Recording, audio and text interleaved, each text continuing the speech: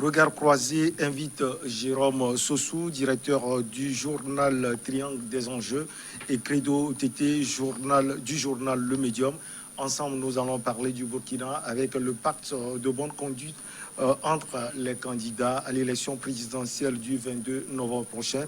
Nous allons également parler de la Côte d'Ivoire, une manifestation de l'opposition reprimée à Bengoura. Le Mali aussi fait partie de regard croisé du jour.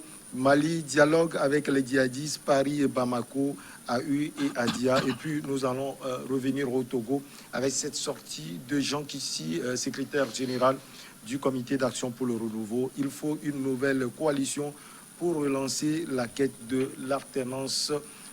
Nous revenons et nous présentons nos chers invités. Bonjour Jérôme Sossou. Oui, bonjour chers amis, bonjour à tous ceux qui nous suivent actuellement. Vous allez bien? Très bien, par la grâce de Dieu. Tété Credo, bonjour. Bonjour mon cher confrère, bonjour à Jérôme Sossou et bonjour également à tous ceux qui nous suivent.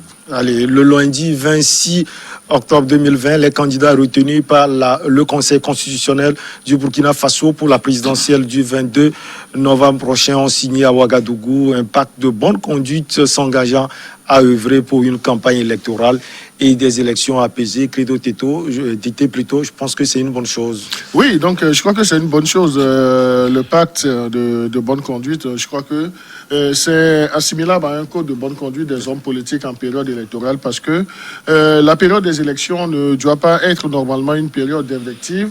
Les candidats ne sont pas des ennemis, mais des hommes intègres. Donc, ils sont tous du Burkina Faso et la priorité, c'est que chacun a un programme de société pour son pays. Ouais. Maintenant, la conquête du pouvoir a été toujours un parcours de combattant, mais cela ne doit pas laisser la place à ce que les gens s'invectivent et que les gens se passent des pots de banane. Oui. Donc, homme politique, donc c'est également l'homme réfléchi, c'est l'homme qui doit privilégier, disons, la paix, la concorde. Et tous les hommes politiques qui sont engagés dans cette course présidentielle doivent savoir que au finish, il y aura un seul vainqueur et le vainqueur là, en fait, ce n'est pas la personne de celui qu'on va déclarer comme vainqueur, mais le vainqueur, c'est le Burkina Faso. Et je crois que lorsque vous parcourez le pacte de bonne conduite, ce ne sont que l'expression d'une éthique, d'une déontologie en période électorale. Donc, ils doivent s'engager à ne pas inciter leurs militants à désobéir à la loi et ils ne doivent pas exciter leurs militants à ne pas respecter, disons, les candidats qui sont en face et ils doivent essayer de transformer, disons, la fièvre électorale en un moment d'intense communion de joie. Même si nous sommes en politique, il y en a. Il y en a.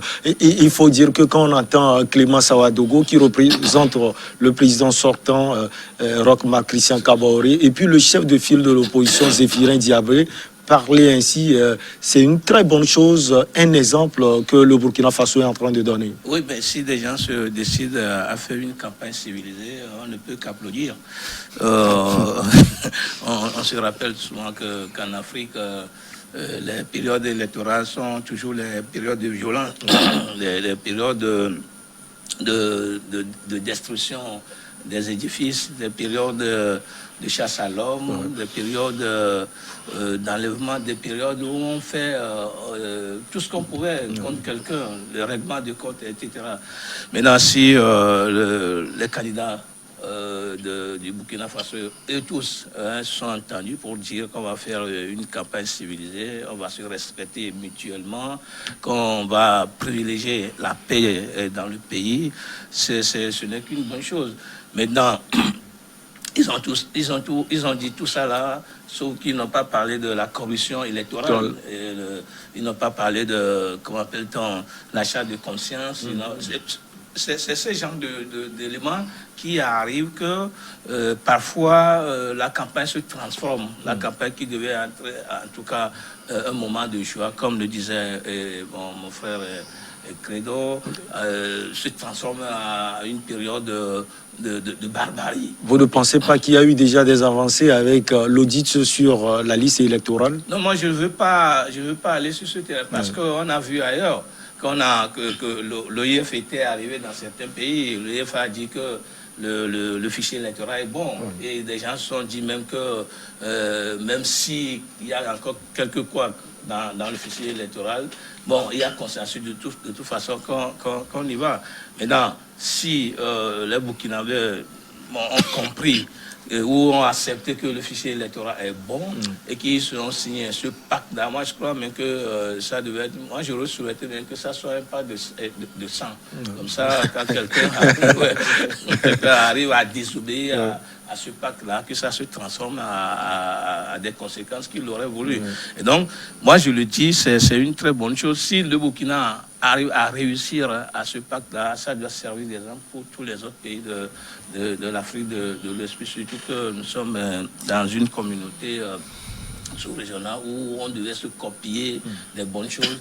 C'est déjà bon, c'est déjà bon. Je souhaiterais qu'ils fassent cette violence sur eux-mêmes là pour arriver quand même à respecter le contenu de ce pacte-là. C'est très important parce que il arrive souvent quand on arrive sur le terrain, les mentalités changent. Les mentalités changent.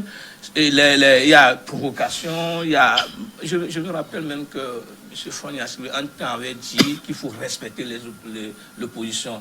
Mais sur le terrain, c'est autre chose. Carrément, les militants se rendent dedans. Et puis, ça amène les dirigeants à suivre leurs militants qui peut-être sont pris en otage par ces militants. Donc, moi, je souhaiterais, je prierais pour le peuple burkinabé de respecter, surtout les candidats, de respecter ce pacte-là, et pour que ça serve d'exemple pour les autres pays de la sous-région.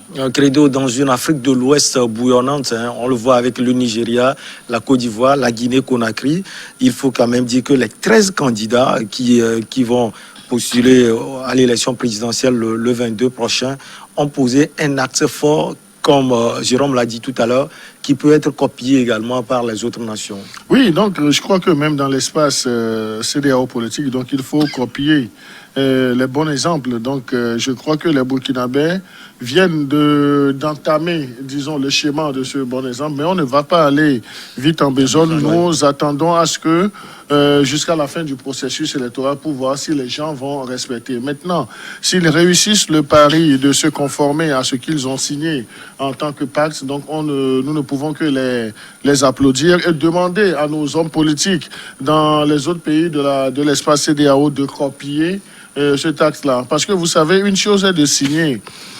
disons, un code comme ça, un pacte, mais une autre chose est de pouvoir de respecter, de mettre en pratique cela. Vous savez, lorsque on est dans la fièvre électorale, l'avant, c'est vrai, c'est important, mais l'avant, c'est comme la période de déclaration de bonnes intentions, de bonne foi, mais c'est le pendant qui a toujours, qui fait bouillonner disons, les choses, et surtout la période post-électorale. Donc c'est une période assez sensible parce que il y a des gens qui voient leur espoir s'effondrer, donc il y a des gens qui ont des velléités. Et Jérôme a touché un point aussi très important, au-delà de ces candidats, de ces hommes politiques qui ont consenti à signer ce pacte, il leur revient individuellement, chacun de retourner vers sa base, de traduire au niveau de leurs militants, disons, les points essentiels de ce pacte de bonne conduite, parce que eux ils peuvent avoir de très bonnes intentions, mais lorsque leurs militants ne sont pas sensibilisés à la chose, donc les militants vont essayer de déraper.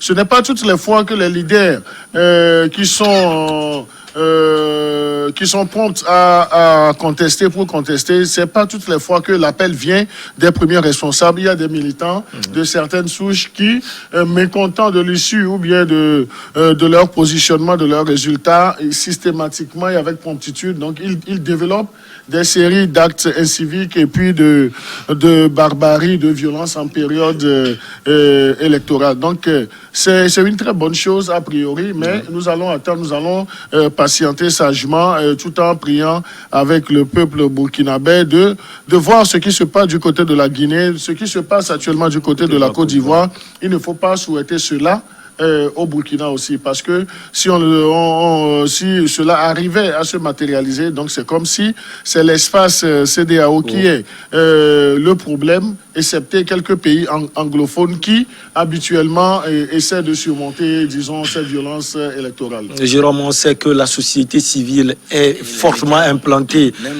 même les médias au Burkina Faso, avec tout ce que Smokey et ses camarades font. Cette société civile et puis les médias ont également signé cela. Tout à fait. C'est le fait même d'élargir à toutes ces communautés-là, c'est déjà bon. Je crois que le travail fondamental revient aux médias, de sensibiliser les militants. La population. Même si les candidats eux-mêmes n'arrivaient pas à le faire, c'est le rôle maintenant des médias de le faire pour préserver la paix dans le pays. Parce que quand ça va prendre feu, je crois que le média aussi n'existera pas. Quand la maison va brûler, c'est tout le monde qui va courir.